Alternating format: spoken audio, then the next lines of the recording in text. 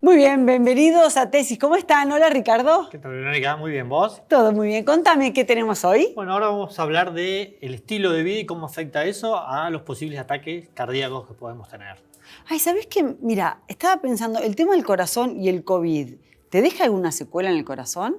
Lo podremos investigar. Dale. Sí, y también vamos a hablar de la salud de los adultos mayores para ver cómo les está yendo en esta pandemia y cómo los podemos ayudar. Perfecto, ¿todo eso tenemos hoy? Todo eso tenemos hoy. Arrancamos.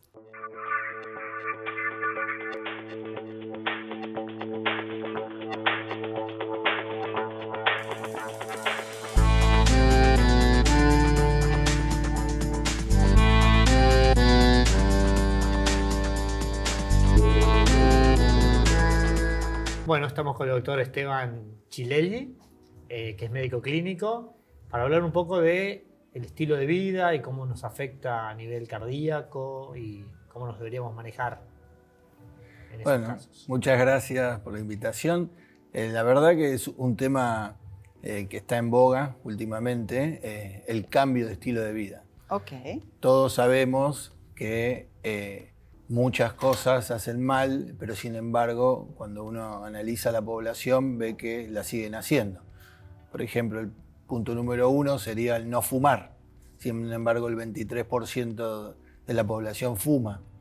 Entonces, el desafío de los sistemas de salud hoy es apuntar a esto de cambios de estilo de vida. ¿Cómo hacemos para que la gente que fume deje de fumar? ¿Y cómo hacemos para que la gente que tiene hábitos tóxicos los abandone? Entonces, en esto es un poco el desafío que estamos hoy, un grupo grande de médicos y no médicos trabajando en esto, ¿no? Uh-huh. Y además de eso, no fumar, no tomar alcohol, o sea, ¿es no hacerlo o es hacerlo en una medida más chiquita? Por ejemplo, el alcohol o el tema de la alimentación. ¿Qué rol juega? El no fumar es no fumar. Okay. Hay que abandonar el hábito. Cigarrillo. Ahí hay varios recursos que tenemos, hay tratamientos médicos efectivos, farmacológicos y no farmacológicos, que demuestran que la persona que lo hace tiene más probabilidad de dejar de fumar. Se la puede ayudar y puede dejar de fumar. Exactamente. El otro punto que dijiste es el alcohol. Ahí hay un consumo permitido. En el hombre son 2 bebidas por día y en la mujer 1. Eso es por el metabolismo. Eso es por el metabolismo hepático. Y cómo se define una bebida. O sea, una medida de bebida blanca es 40 mililitros, o sea, una bebida conocida por todos. Después, el vino es una copa y la cerveza un vaso. Más o menos el vino son 150 mililitros y la cerveza 300 mililitros, una lata. Más o menos es eso. O sea, y si un fin de semana, por ejemplo, una persona no toma y el fin de semana dice, bueno, me como un asadito, me tomo un vinito, después me tomo una cerveza, no. Eso estaría o sea, dentro de lo razonable, de lo permitido. ¿Por qué? Porque el alcohol tiene un efecto protector cuando es en un uso normal. El problema es cuando hay un abuso y un exceso. Y eso es lo que en todas las guías lo que demostramos es saber si hay abuso o enfermedad de alcoholismo, ¿no? ¿Y cuáles serían las otras entonces? Y las otras, bueno, la alimentación saludable es lo otro que vos habías dicho. Ahí hay que hacer un cambio importante en el consumo de frutas y verduras. Ahí hay una regla de las 5. ¿Cómo o sea, son 5 porciones por día de frutas y de verduras. Entonces acá es el desafío. Uno puede desayunar una fruta, puede almorzar una ensalada, o sea, complementario, ¿no? Una ensalada y una fruta, una colación y la cena. Si uno lo dice así, parece fácil, pero no lo es. Hay que concientizarse y hacerlo. Uh-huh. Pero bueno, eso es una de las cosas importantes. Y la otra es el consumo de omega 3, todos factores cardioprotectores del corazón. El omega 3 reduce el colesterol, que ahora les voy a contar, reduce el LDL y aumenta el HDL, que es el bueno. Después está en las nueces, ¿está bien? La semilla de lino, la semilla de chía. Entonces, hay un montón de otros productos que se pueden consumir y uno está cambiando su alimentación. Y después la mala es la conocida por todos, o sea, las grasas malas, los embutidos, las carnes rojas, en exceso, produce eso. Lo bueno del colesterol es que uno lo puede medir. Uno puede medir la fracción HDL, LDL y el colesterol total. Y eso se hace en un análisis de sangre común. Con 12 horas de ayuno uno puede hacerse ese test y tener rápidamente la visión de cómo está su colesterol. Si el colesterol está alto, ahí ya empieza otro capítulo, que es uno de los puntos de cambio de estilo de vida, que es, bueno, acercarse a su médico de confianza y resolver la situación. ¿Cómo se resuelve? Con otro punto, que es la actividad física, que ya pasamos a otro punto. La actividad física es saludable para todos y reduce la probabilidad de tener enfermedad cardiovascular, o sea, ACV, que es un accidente cerebrovascular, o un infarto de miocardio. El sueño entra en otros dos puntos que yo los junto, que sería la reducción del estrés y el buen descanso. Cuando uno está con un estrés elevado, empiezan a cambiar los hábitos y empieza a tener más hábitos tóxicos, empieza a no cuidarse, empieza a no descansar, y eso interviene como otro factor de riesgo que estuvimos charlando. El descanso se recomienda las 8 horas de descanso nocturno, donde hay personas que tienen más probabilidades de adquirirlas y hay personas que tienen que trabajar un poco más para tenerlo, en lo que se llama la higiene del sueño. La higiene del sueño debe hacerse en casi todas las personas, pero más en las personas que tienen el problema del insomnio. En el problema de insomnio hay dos grandes grupos, el de conciliación, o sea, no me quedo dormido, y el de mantenimiento es me despierto a mitad de la noche. El de conciliación se puede hacer sacando los estímulos, o sea, no teniendo televisión, no llevando el celular al dormitorio, y educar al cuerpo que cuando uno va a la cama va a descansar, no a hacer otra cosa. Entonces, esta es una de las medidas que intervienen en los estilos de vida. Y el otro punto, no sé si, para ir cerrando, si podemos llegar, es la diabetes. Ah. O sea, el paciente diabético tiene que tener un control estricto de su glucemia, tiene que tener su metodología de control con sus médicos y con el hemoglucotest, que es el pinchacito en el dedo, para saber cómo está ese parámetro. Perfecto. Bueno, doctor, muchas gracias. Es muy claro. Por favor, muchas gracias. ¿Pasamos al living? Vamos al living. Gracias. Gracias, doctor. Bueno, muy bien, lo vamos a recibir al doctor Marcelo Lac. Hola, Marcelo. ¿Qué tal? ¿Cómo están? ¿Cómo va estás? eso? Un placer estar acá. Bueno, vamos a hablar del tema del COVID y el corazón. ¿Deja secuelas el tener COVID el corazón? ¿Tiene algún tipo de relación o no? No sé.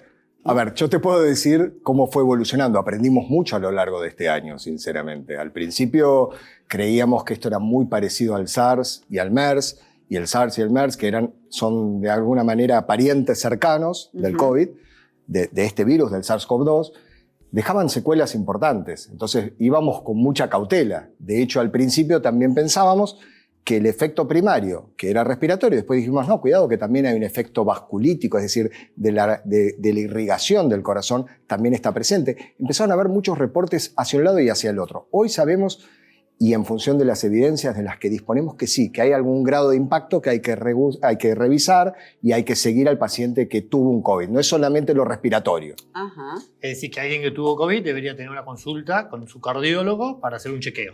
Sí, exactamente. Quizás no tenían cardiólogo también, porque puede ocurrir que te encontrás con mucha gente de 30, 40, no tenían por qué tener un cardiólogo en seguimiento si no había ningún factor de riesgo. Un clínico, claro. Sí, que tenga seguimiento con un clínico para realmente evaluar qué grado de impacto pudo ocasionalmente haber tenido. Digo, en esto tampoco hay que ser tan estricto en las ideas, es decir, apareció un COVID y necesariamente va a haber un impacto cardiovascular. Pero sí hay que tenerlo en cuenta, hay que tener cuidado, puede pasar. Y el síntoma que más queda en la gente que ha aparecido el COVID es ese cansancio, esa fatiga. ¿Qué tiene? Eso es que el cuerpo pide no hacer nada, hay que hacer actividad física, hay que cuidarse. Eso que estás diciendo es muy divertido porque suele pasar que lo que resalta siempre es lo raro, es lo extraño. En general, el COVID pasa desapercibido. Es decir, es una infección, que la gente se enferma, se resuelve y no queda nada. En aquellos casos donde persiste esto exactamente como lo está describiendo, quizás como un cuadro de fibromialgia, ¿no? Agotamiento, cansancio, eso se llama long COVID. El COVID prolongado ocurre todo esto, son artractos, dolores en las articulaciones, en los músculos, cansancio general. Falta de ganas. Falta de ganas, falta de apetito. Parece un cuadro realmente como un síndrome de impregnación, algo que realmente ocurrió, que te pasó un camión por encima. Bueno, eso se llama COVID prolongado, pero no es la frecuencia habitual, ¿eh? Digo porque tampoco es cuestión de pensar que todas las personas que tienen COVID van a tener que tener esto, para nada. No, para pero nada. es una de las cosas que más manifiestan los que siguen con síntomas. Los que siguen con síntomas, exactamente. ¿Cómo haces ante esa situación? ¿Vas dándole al cuerpo lo que necesita, o sea, bajando un cambio, haciendo lo necesario y descansando más, no sé? ¿O haciendo algún tipo de tratamiento externo? Mira, en realidad le vas... esto lo conversamos mucho con los pacientes, te puedo dar una idea, porque es una situación difícil de manejar, porque le decís, la verdad que no tengo una opción concreta para que esto se revierta o empieces a dinamizarte antes. Hace muy poco con una señora de edad venía con este cuadro, una señora hiperactiva, ¿no? Realmente muy movilizada. Me dice, ¿y qué hacemos? Y venía con la hija. ¿Y qué hacemos? ¿Y qué no hacemos? Yo quiero hacer algo, quiero probar y quiero... Esto es como la teoría del apego con los bebés, en realidad, esa demanda. Si la persona necesita dormir, que duerma. Si quiere tener más actividad ese día, que la tenga. Lo importante es que no se exija más allá de lo necesario, porque ocurre. A ver, pruebas al canto, ¿no? Por eso, después verás si se cansó mucho, descansará más. Exactamente, descansará más al día siguiente, pero la idea es que no hay algo específico que puedas hacer. Tenés que darle a tu cuerpo lo que tu cuerpo necesita. ¿Y cambian el hombre y la mujer o no? ¿Hay estudios de eso o todavía no? Sí, la realidad es que en el seguimiento a largo plazo no se ven diferencias en el impacto cardiovascular entre hombre y mujer. Eso no. Sí se ve que hay diferencias, pero te insisto, un poco, tengamos en cuenta que son reportes preliminares. Yo por eso, jugando al principio te decía no sé, porque a medida que pasa el tiempo, nosotros no tratamos igual a los pacientes ahora que como los tratábamos en febrero o marzo del año pasado. Aprendimos muchísimo a lo largo de este año, muchísimo. Y la realidad es que al principio se decía que había una diferencia y después no se logró demostrar esa diferencia de género y en algunos reportes sí lo hicieron. Las vacunas, sin ir más lejos, las vacunas, la que se publicó hace muy poquito en el Lancet de la Sputnik, por ejemplo, muestran que hay una eficacia de 91.6 para todo el grupo global. Ahora, si vos discriminás entre hombres y mujeres, hombres tenían 94% y mujeres 87 y algo. Y vos decís, ¿por qué es esto? No debiera, ¿no? Pero bueno, se ven esas diferencias, también por edades. Es decir, todo esto está todo por verse. Hay que prestarle atención y hay que mirarlo de cerca. Hoy por hoy no hay evidencias que diga que un género u otro tiene más daño miocárdico. Sí es importante, bueno, volvemos al principio, a la primera pregunta.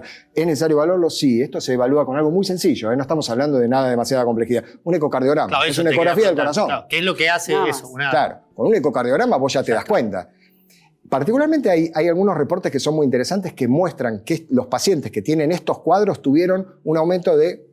Puede resultar un poco raro, pero aumento de troponinas. No importa qué es exactamente, pero lo importante es que representa. Representa daño tisular, daño del tejido. Es decir, cuando la troponina aumenta, por ejemplo, un infarto aumenta las troponinas. Los pacientes que estuvieron internados en unidades cerradas, es decir, estamos hablando de pacientes críticos, ¿sí?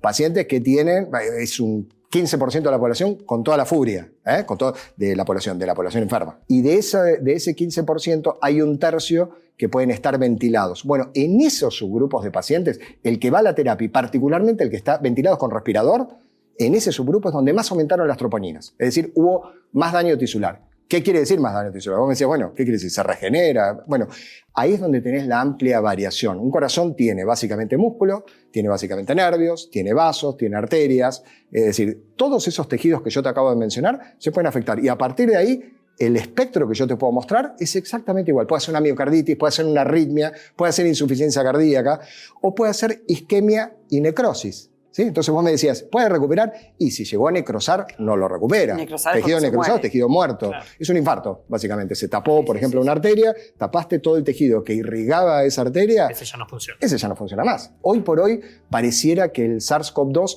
tiene un impacto miocárdico igual que toda su familia, todos sus primos, ¿no? El SARS, el MERS, tiene un impacto, pero no es tan grave como los anteriores. Perfecto. Bueno, muchas gracias, Doc. Por favor, un placer.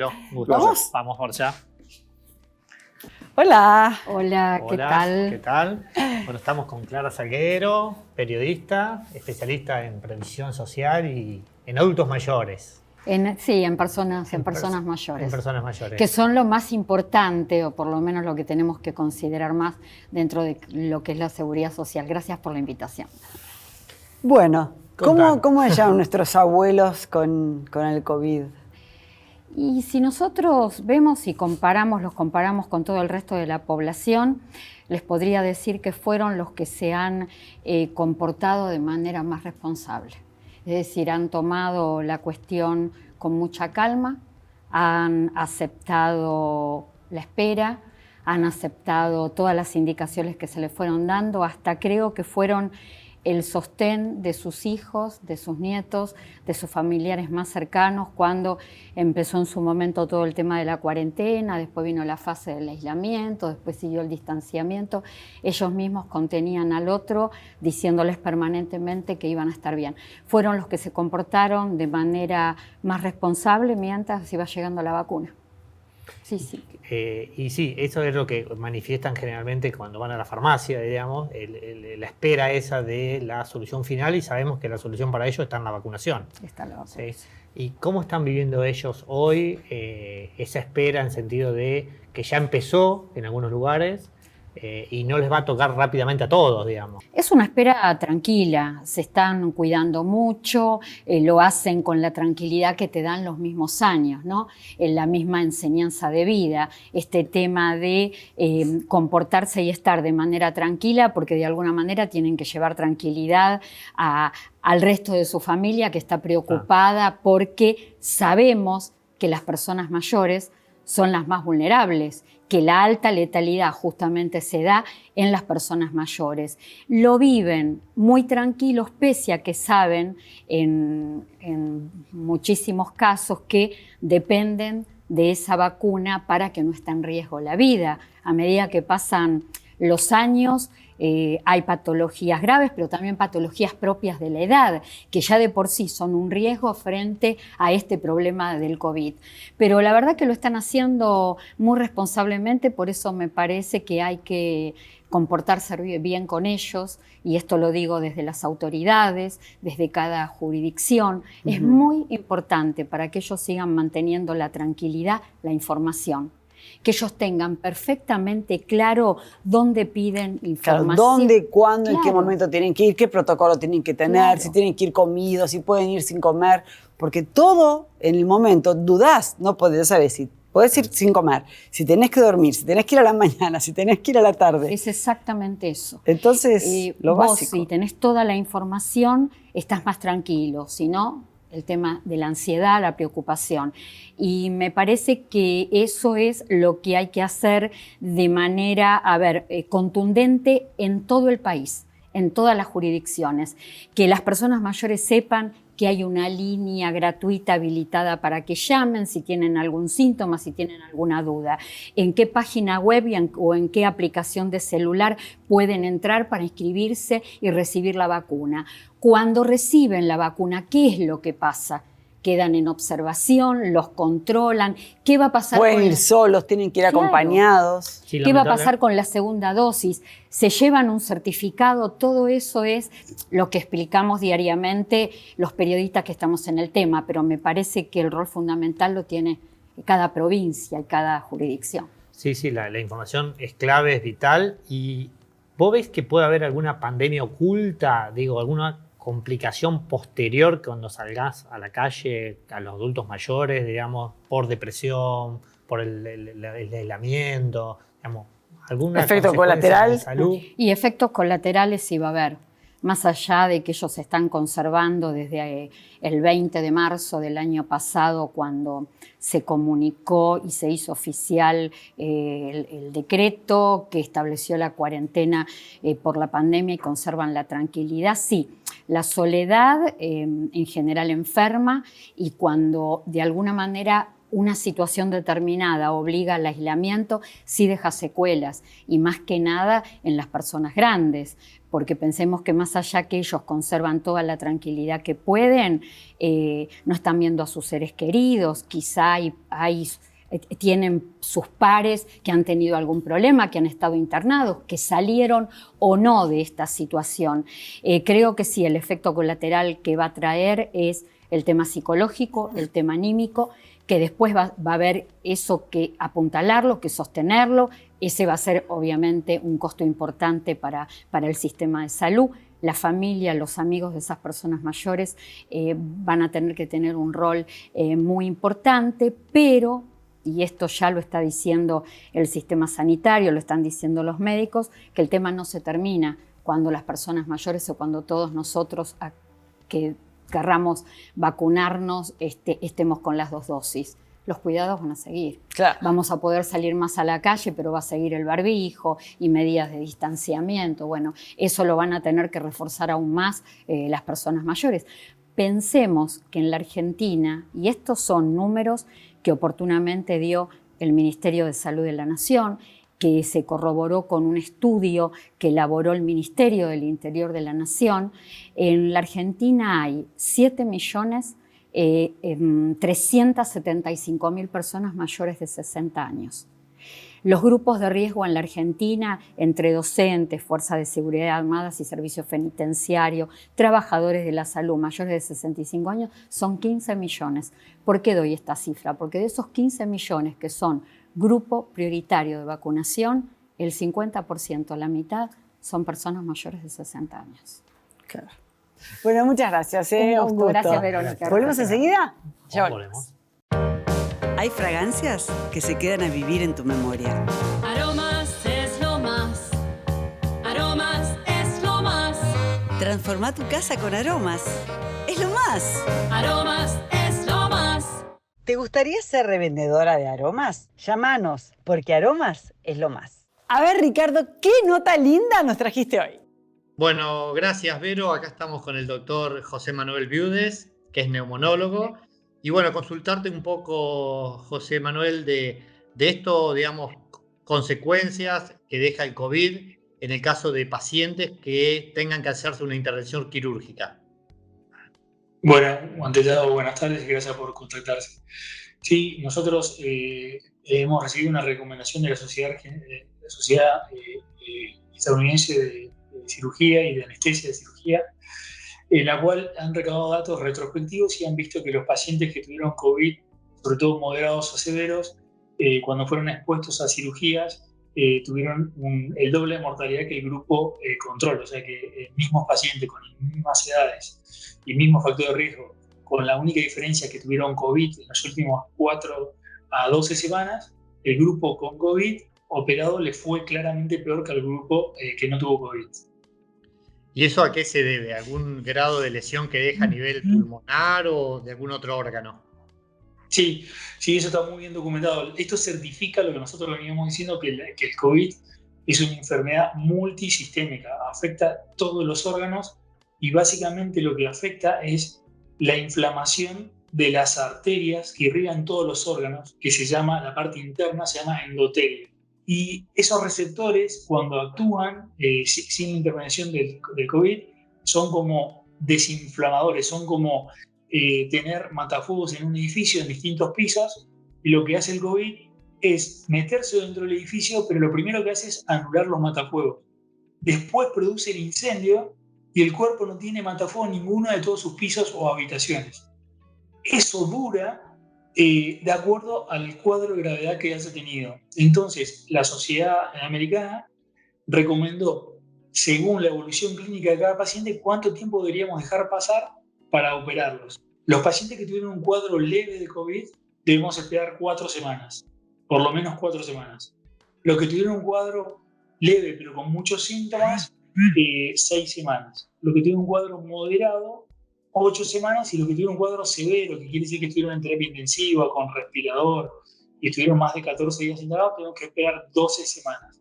Eso es en general, teniendo en cuenta que se trataría de cirugías que podemos, lo que llamamos electivas, o sea que podemos tomarnos un tiempo. Se pueden programar, digamos. Claro, debemos programarla y respetar eso. ¿Por qué? Porque, digamos, usando la energía del matafuego, se sabe que los cuadros leves le reponen el matafuego en 4 semanas y los cuadros severos lo hacen en 12 semanas. Y como la cirugía es una inflamación, o sea, uno cuando hace una cirugía produce una inflamación en el cuerpo porque es agredido por el bisturí, el cuerpo necesita tener esos matafuegos para poder defenderse eficazmente de esa inflamación que es el acto quirúrgico y el postoperatorio, que es terapia intensiva, respirador. Entonces, esos son los tiempos que hemos logrado consensuar en todo el mundo para poder operar a estos pacientes en forma electiva. ¿Y qué protocolo se lleva para pacientes hoy que tienen que una cirugía programada? ¿Se hace un PCR? ¿Cómo es lo normal en un caso de un paciente que no haya tenido COVID y tenga que operarse? Sí, lo normal es, digamos, 48 horas antes de la operación se hace una PCR para estar seguro de que el paciente esté fuera de todo tipo de contacto con el virus, y esas 48 horas queda internado, si podemos lo dejamos internado sabiendo que podría tener síntomas en esas 48 horas siguientes, y si no tuvo síntomas, lo operamos. Así que bueno, muy ejemplificador tu ejemplo de los matafuegos y el edificio, ha sido muy claro, así que te agradezco mucho y bueno, seguimos en Tesis de Salud. Muchas gracias. Gracias, un placer.